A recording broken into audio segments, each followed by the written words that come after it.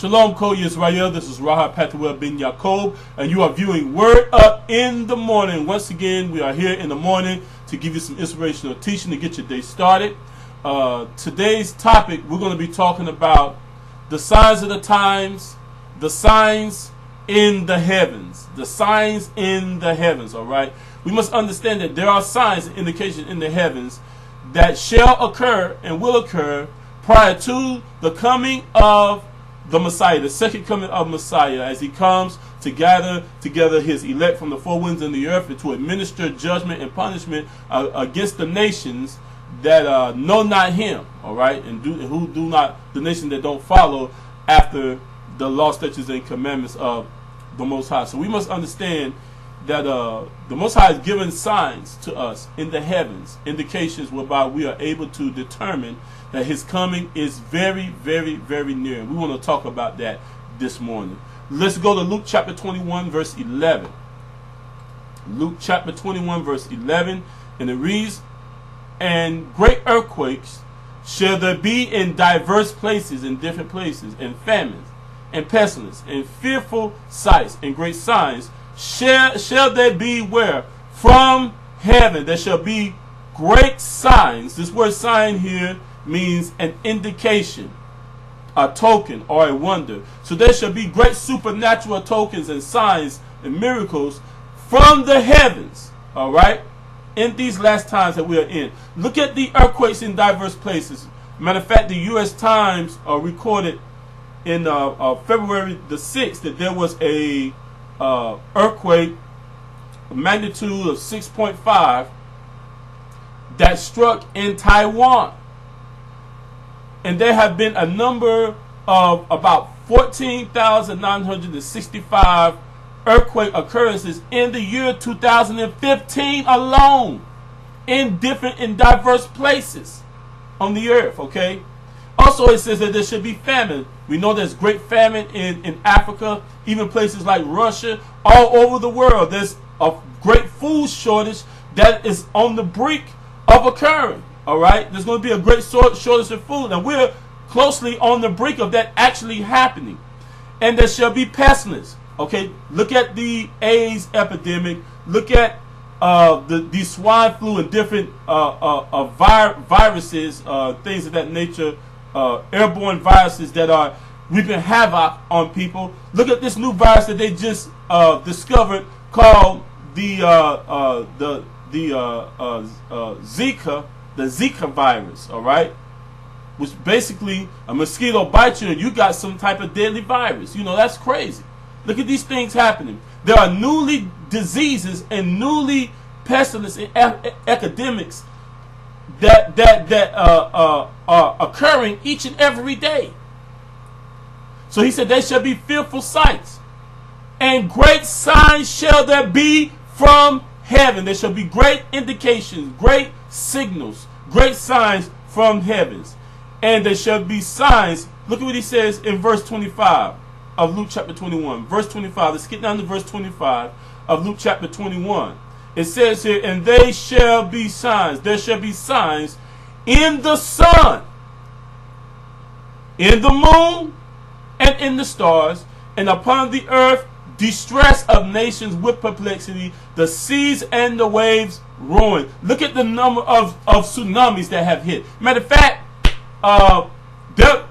there was flooding in places like the Philippines, Taiwan, great indications of tsunamis that have hit just here recently, you know, in 2015, and we can go on down the line talking about that, all right? But just look at the occurrences and things that are happening today. Look at what's going on in Flint, Michigan with the water. All right, the water basically turning into wormwood. I know that they say it's because of the pipes and things of that nature. But look, our water is heavily contaminated. Look at all the oil spills and stuff that have happened in the sea. You know, Revelation talks about a certain percentage of the creatures in the sea basically dying by pollution of the water being polluted and things of that nature. Look at what's going on in the world today. And we don't see it subsiding, but it's escalated. Look at the funny weather patterns and things of that nature that's going on right now. It's crazy. These are indications that the time and the nearing of the final judgment upon on the earth is about to occur. Verse 25 of Luke chapter 21 says, there shall be signs in the moon and in the stars. 2014, 2015, we had some phenomenal occurrences of blood moons. Blood moons occurring during Passover and during Sukkot in 2 years in a row. These are great signs that are happening. These are indications to show us that something cataclysmic is about to go down. All right. So where was Messiah getting this from? Did Messiah just make this up? There shall be signs in the sun, the moon, and the stars. In verse 11 of Luke chapter 21, he said that there shall be great signs in the heavens. Where did this all begin at? Did God set this in motion in the beginning when he created the firmaments and things of that nature? All right. Did he set this in motion then? All right. So we have to understand that the sun, the moon, and the stars, the celestial bodies, sun, moon, and stars, things of that nature, are indications. They are signals. They are signals to show us when a new month has started. It's signals to show us when a day begins, when the day ends. It is signals to show us even what proper time is it to grow and to cultivate land. I mean, the sun, the moon, and the stars have a lot of indications that we use today. And that our lives, our livelihood actually depend on these things. When we see certain indications, we can tell whether it's going to rain, whether it's going to be sunny. Okay, it's I could go on and on. But not only are the sun, moon, and stars signs for natural things that we have grown accustomed to in our life, but they are also signs to indicate prophetic events. Prophetic, that something prophetic or something is about to occur that's going to change the course of mankind as we know it today. And Yah has set these things in the heavens so that we will be aware and be made aware and to prepare ourselves for the coming dearth and the coming judgment and wrath and indignation that God is about to pour out upon this earth. Okay, let's go to we want to go to Genesis chapter 1 verse 14. Let's read this in Genesis. So there shall be signs in the heavens, the moon, the sun, and the stars. Genesis chapter 1 verse 14 says this. Hallelujah.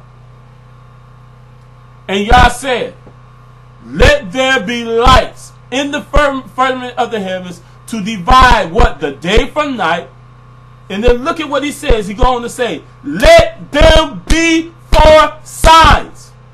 He said, let them be for signs. This word sign in the Hebrew is the same word and the same defining meaning that is used in Luke chapter 21 verse 11 and verse 25. It says here, this Hebrew word is oath, in the sense of appearing, a signal, a flag, a beacon, a monument, a omen, evidence, miracle, an insignia, or an ensign. It is an ensign to indicate something. It's an indication of something. When we see the sun rise, we know that it's the indication of a day, period. When the sun sets and the moon rises, we know it's an indication that the night season is about to come upon us. We understand that. We know that. These are things that we know. And it divides the day from the night. We know these things. But he also goes on to say, let them be for signs. Let them be for a sense of something appearing. And for seasons. And for days. And for years. All right? Revolution of time. So he said, let them be for signs and for seasons. For an appointment. Moed. Moed, that's what it means. Place of meaning. As a signal, as appointed before, appointment, sign, time, place, solemn assembly, congregation, feast, appointed due season, appointed time. It also has the indication of synagogue or meeting place, okay? Place of meeting. We know that refers to the feast days. We know that refers also to new moons and things of that nature. But is not the coming of Messiah an appointment as well? People want to say, well, he can come at any time. No. There's a fixed appointment and a fixed time where the Messiah must return. Yah never does anything sporadically. He always does things decently and in order. So the coming of Messiah is going to be a day of distress, a day of grief. But for us, the children of Israel, because we are looking and hastening for the coming of Messiah, it's going to be a time of rejoicing for us. It's going to be a time of festivity for us. It's going to be a moed. I believe the Messiah is going to come on one of the moeds. I truly believe that. I believe the Messiah, when he comes, is going to be on one of the feast days. I truly believe that. It's going to be on the moed. So he said, let them be for sign and for season, to indicate a fixed time and appointment.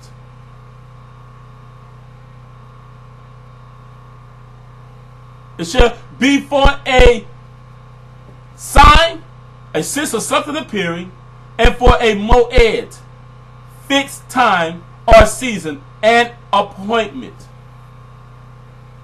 Congregation.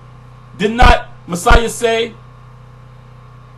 that when he comes and he's going to gather together his elect from the four winds of the earth? It's going to be a great congregation. It's going to be a great gathering. It's going to be a solemn assembly. It's going to be a solemn feast at that time when God gathers together his remnant, the chosen people, Israel, out of the four corners of the earth.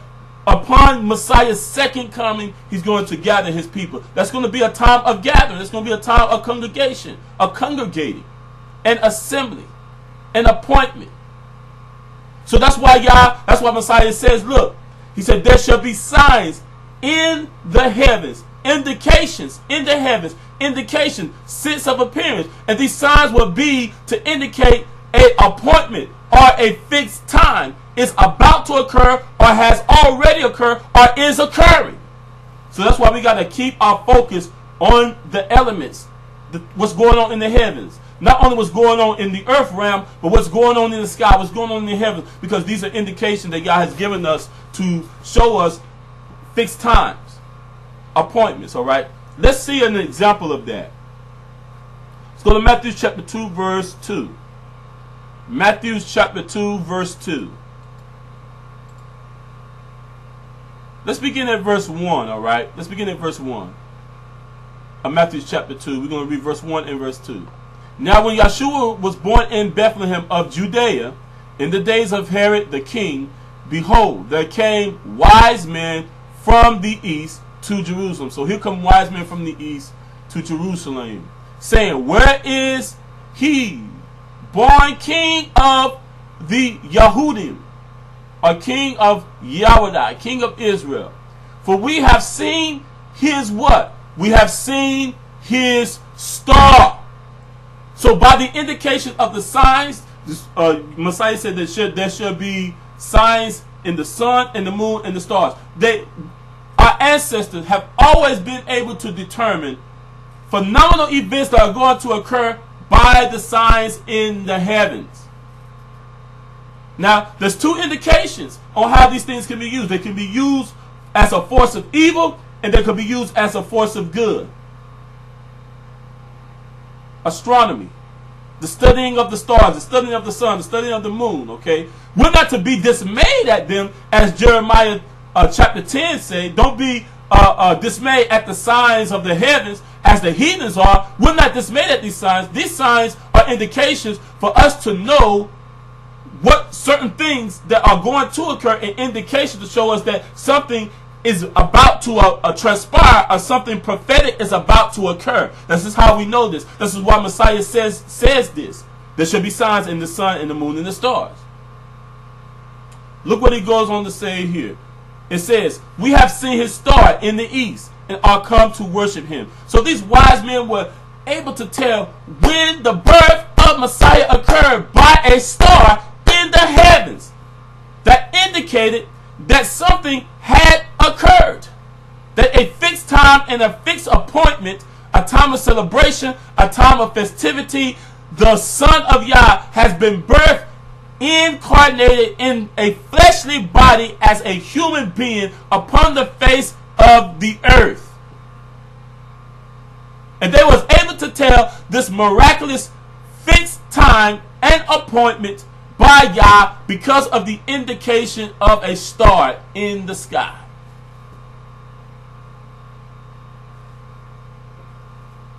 Let's go to Numbers chapter 24, verse 12 through verse 17.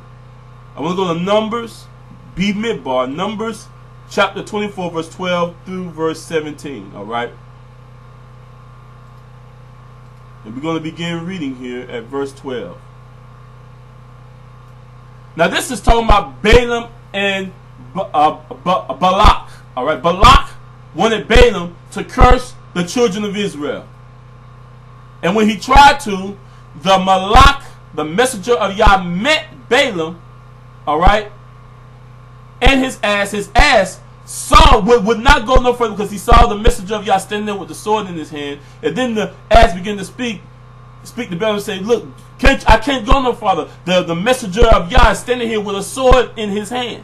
And then only then was Balaam's eyes opened up to see exactly what the ass or the donkey saw. All right, let's continue on. Let's look at what Balaam says here. It says, let's read verse 10 of Numbers chapter 24. It says, and Balak's anger was kindled against Balaam, and he smote his hand together. And Balak said to Balaam, I called thee to curse my enemy, and behold, thou hast altogether blessed them these 3 times. And in verse 11 it says, therefore now flee you to your place. I thought to promote you to great honor, but lo, Yah has kept thee back from honor. And Balaam said unto Balak, speak I not also to thy messengers, which you sentest unto me, saying, if Balak would give me his house full of silver and gold, I could not go beyond the commandment of Yah to do either good or bad of my own mind. But what Yah has said, I will speak. Verse 14. And now, behold, I go unto my people. Come, therefore, and I will advise you what this people shall do to thy people in the latter days. And he took up this proverb and said, Balaam, son of Beor, have said, and the man whose eyes are open have said, he have said, which heard the words of Elohim and knew the knowledge of the Most High, which saw in the vision the Almighty, falling into a trance, having his eyes open. He said, I shall see him, but not now. I shall behold him, but not now. Nigh. There shall come a star out of Yaakov, and a scepter shall rise out of Israel, and shall smote the corners of Moab, and destroy all the children of Seth. Okay? So we have to understand what this prophecy is referring to. This prophecy is referring to Messiah. A star can indicate a king or a prince or the Messiah or a Messiah. He says out of Yaakov a scepter. That scepter indicates that star or that prince shall be ruler. He shall be king. He shall rise out of Israel. So this is talking about Messiah. This is a prophecy of Messiah, okay? Remember that the star refers to the prince or refers to the messianic figure, which is talking about Messiah, okay? So therefore, we have to understand, people, that when Yah uses stars and things of that nature, they can be metaphorically used to indicate different principalities and different powers, whether they be principalities of righteousness or whether they be principalities of darkness, all right? We have to understand this is how and even why the men of the wise men of the east were able to see the star, because that star indicated that scepter or that ruler coming out from among Israel to be the ruler of Israel and the ruler of the nations as well, okay? Let's go to Luke chapter 21, verse 28. I want to read this in my closing.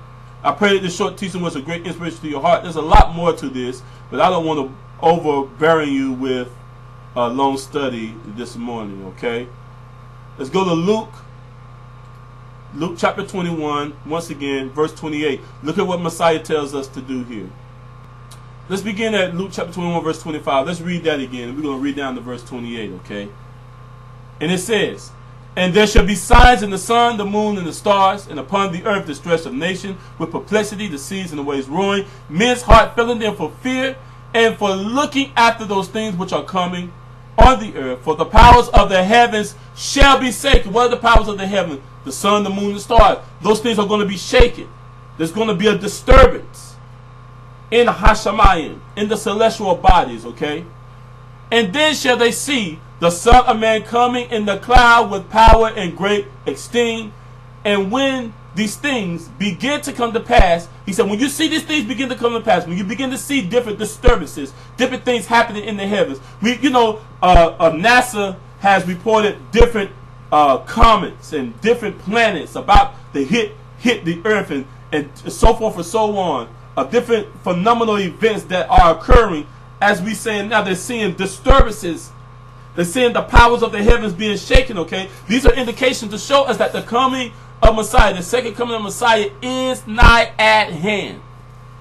And he said, and when you shall see these things begin to come to pass, he said to look up into the heavens, look up into the sky, look up into the celestial beings, observe them, look at what's going on.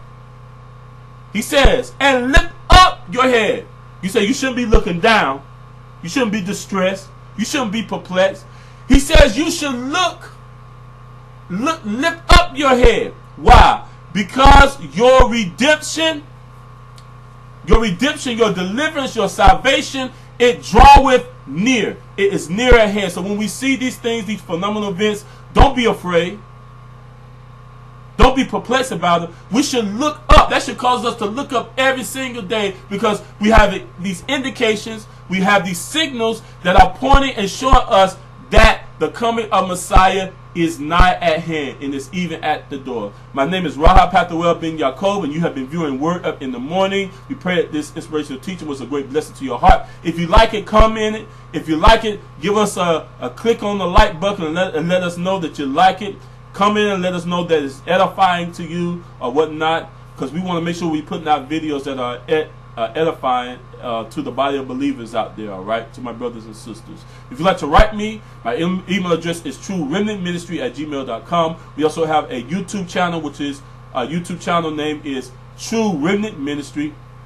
And we also hold Shabbat classes every Shabbat at 11:30 Central Time. 11:30 Central Time. Join us for our Shabbat classes every Sabbath. We post them on YouTube and on Facebook, okay? If you're not friends with me on Facebook, send me a friends request. My Facebook name is YHWH True Remnant Congregation, all right? Send me a friends request so you can keep updated with our events, with our scripture studies and videos. May the Most High bless you. May He keep you. Till next time we say shalom to you. In the mighty name of Yahshua Messiah, shalom.